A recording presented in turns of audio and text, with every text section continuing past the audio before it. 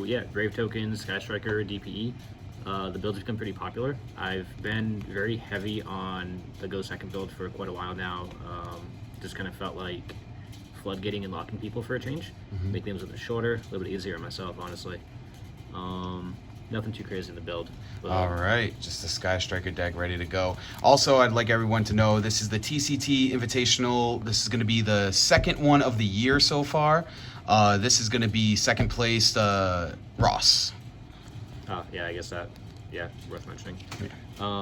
Yeah, so triple array, 1 rose, 1, could be 2, don't play 3. 1 or 2 is fine. Rota to get to them. Did you ever need this second rose at all? You never really need the second rose unless you're arguing that you're just not opening the engine ever. But like when you don't open that engine, you either open a Fusion Destiny or a Brave Token card, or there's options.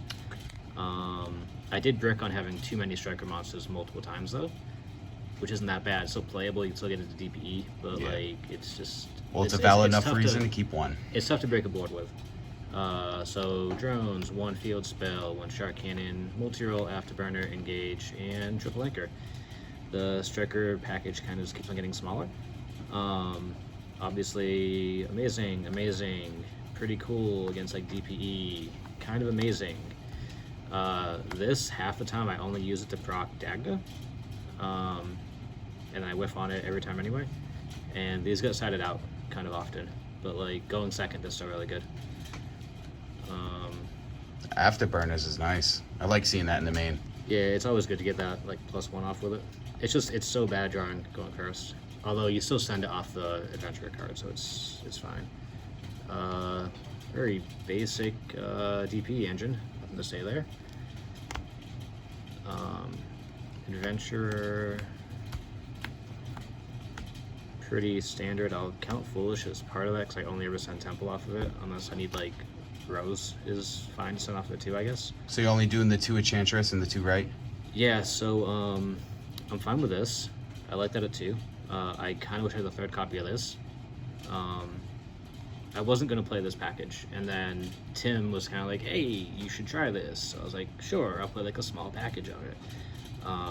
And it's put in a lot of work just loading up spells in the grave.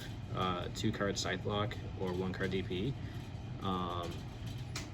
So yeah, having the 3rd copy of this would probably be a lot better, but now I just don't have one at the moment, and I'm kind of lazy about picking it up. So that is a future change, possibly. Yeah, honestly, depending on when the next ban list comes out, it may or may not be worth picking up the 3rd one. Yeah, obviously both 1-ofs. Late edition on the Griffin, put that in today. Bigger body going second just to put in damage, and there was one instance today that I ended up having to sit on this with a Sanctum, and this just made it feel safe. Turned into a pretty good Scythe Lock anyway. Protects the Scythe. Yeah. Hand trap lineup, fairly basic also. So yeah, 3 Imperm, just very versatile, going first or second, it's always going to be good. Adding Floodgates with it is pretty fun. A lot of decks are still kind of vulnerable to that single target negation. Ash, also a 3 of. I thought about cutting it to 2, but it's like the, not the only one, but it's just one of those hand traps that it's really good going. It's going to be live during both players' turns. So many people are going to search during your turn that it's just, there's always an application for it. And then Ghost Ogre just hits almost everything, and by that I mean almost everything plays Brave Token. Yeah. Even against like an Appaloosa, I guess. There's applications that I'm not going to think of right now, but it's good against everything. General cards, Droplet, it's really only in there because Dragoon is super annoying to get over. It did help a little bit against like DDD, but it wasn't necessary. It's okay. Prosperities are a must. And Scythe, because it's Scythe format. Scythe's good, might as well run it. And really just the, I don't need to be better than you if I just make it so you can't play package. Yeah.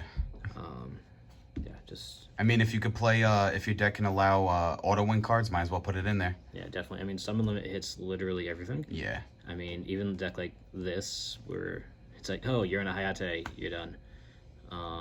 TC hits almost everything. Kind of sad it doesn't hit Tri Brigade, but Yeah. here we are. Yep. But yeah, that's it for the main. I think it's at 44 right now. I'm trying a higher count just to dilute out the bricks on it. 1 brick is fine. 2 bricks is more than that you just lose. Especially this deck where like going second, especially you need your resources to be able to play through a board. Yeah. Yeah, that's all there is about that, I guess. Extra. So we got Zeke, kind of 2 Hayate is all that you ever need. Double Shiz is a little bit different, but it's been fine for me. Honestly, I end up banishing one of these off of Prosperity like every time anyway because the games are just so short anyway. You mostly just do the shiz if you're going first, right? And the shiz is just that one time. Yeah. If you're going to go first, then occasionally the second one does come up. If I'm going second, I'm banishing one every single time. Like 1 Shiz, 1 Hayate, kind of half of the time. It's going to be careful that you don't actually need that down arrow to be able to play your turn, because I kind of shot myself in the foot on that one. Kagari is the only 3 of. Yeah. For the DPE Scythe-Lock combo, you end up needing Link Spider, Dagda, Anaconda, DPE, Access Code, because it still goes for game sometimes, even though there's like no Link 3 to go into it. So it comes out at 43, but it still wipes the board, and especially with a lot of people running Predaplant, they already burned themselves for 2K. Right, yeah, that definitely makes a pretty big impact. So like the 2K plus like a Hayate poke, you don't need much more than the 43 to end a game. And then Dark. It's kind of broken. Dark's so good. But I also end up banishing it every time anyway, because it's the one card that's like not necessary at all in any game ever. It can just help you finish a game. Now, what would you say is the MVP in your extra deck today? What card did you go into the most and utilize? I mean, are we gonna try and argue anything other than DP? Right. DP is so strong. I mean, control the game, get a pot of greed. Dash is low-key really, really good. I've noticed a couple times too that you coughed up your Sky Striker engine to end on a Predaplant DPE. Oh, definitely.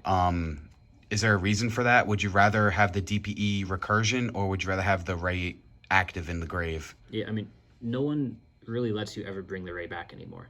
It's always going to get banished by something, or they're going to link off your link somehow. It's not very live. And plus, again, the Striker engine is super small. Like, you're playing a Shark Cannon out DP, you're playing Widow Anchor to break a board, you're playing maybe an Afterburner, maybe a multi-roll, an Area Zero that never lands. So like the Striker engine itself doesn't really do a lot other than grind and facilitate. DPE takes the bricks out of your deck. So that's huge. The pot of greed is huge. And then having some level of control is what you need. Like DPE backed up with 1 back row, 1 or 2 hand traps, you're in a pretty good position every time. As long as you survive enough to keep the grind going further and further. Yeah, that's like, it's okay if your life points gets to 100, but as long as you can play on your turn and keep it going, yeah, it's good. I mean, it does feel good being able to like dash her out of Nibiru and then bring back a DPE and then just normal summon Ray and draw 2. Like, it's, I don't know. Makes sense the way you put it. Time for the side. Yeah, so Cosmics specifically, because I just don't like getting floodgated. I mean, yeah, that's it. Judgment Foot, I know I'm going to go first, because Judgment, yeah. Pankratops, insane at breaking the board. Lockbird was a very late addition that's really only there for Flunder, because the deck's just obnoxious. Yeah. I just don't want to deal with it. Like, if they can de-shifter me, then I can do things to them. Fair. Double Nibiru. Still amazing hand trap. It's only not in the main really because one, it's a go first build, and like the kind of more dead hand traps that you can have are you just want fewer of them. So like it's gonna clog your hands so that you can't resolve Celestial. So that's obnoxious. You can always get back into a Striker engine with Rose if you have this, which is, I mean, I guess that helps it, but I don't know. It's great against PK. It's great against any combo deck, really. I mean, they're going to rely on the Griffin. They're going to trust that Griffin's enough to be able to get their combo to go through. Mm-hmm. And then you just pair it with an Ogre or an Imperm or a Valor, and you just win. It's strong, yeah. And then, like, the token is, it's not like the old days of playing Sky Striker where the token is bad for you. Like, Zeke is a thing. Anaconda's a thing. It's just, yeah, it's fine. Outside of that, just artifact package. Double Sanctum, the second copy of Scythe, Lancia, Ignition. Okay, let's talk about the ignition for a second. Yeah, Ignition, super good. I want to have two of them, except I don't have a second copy, and I'm too lazy to find a second copy. I'm not really sure what I would cut for the second copy of it, honestly. I'd find space for it. I'd probably main deck the Lancia and side the two Ignitions. But I mean, other decks just don't play it, where it's like the Scythe is never a brick, almost, because like DP pops it, or you just set Ignition and you're fine.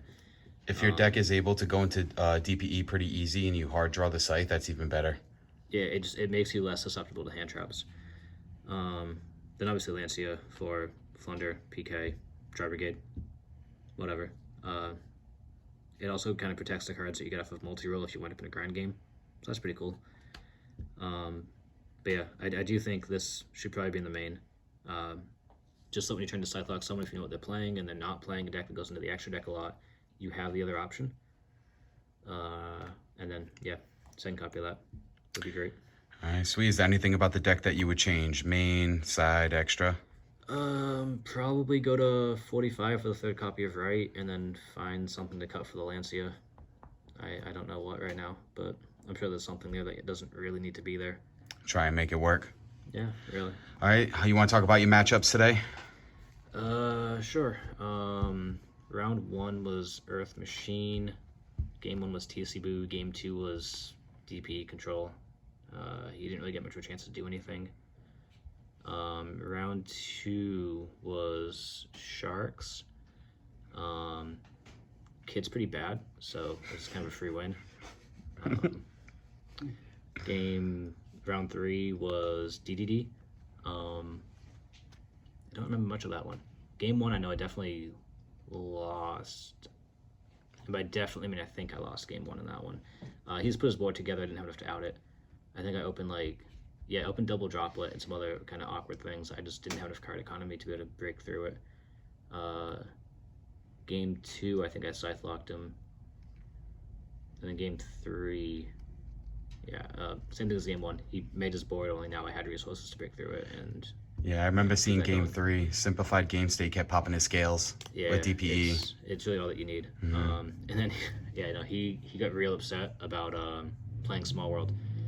So I know he had a brick in his hand. And kind of gave it away. Yeah, it changed the way that I played the game. So yeah, he kind of blocked himself on that one. Last round against Tri Brigade, could have gone better. Game 1, and really game 1 and 3 are the same game. Game 2, Scythe lock, that was great. But losing the die roll in that matchup definitely sucks.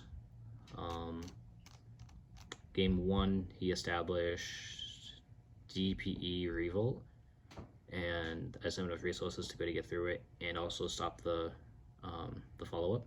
And then same deal in game 3, where I ended up banishing my kind of on Prosperity, so I had to burn through cards awkwardly to be able to get 2 effect monsters on board to get into a DPE.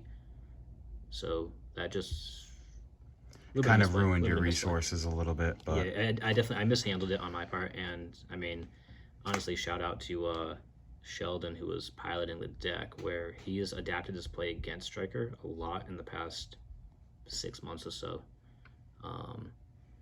Got to respect the matchup. Got to respect the matchup a lot better than before, and it's super difficult to do anything.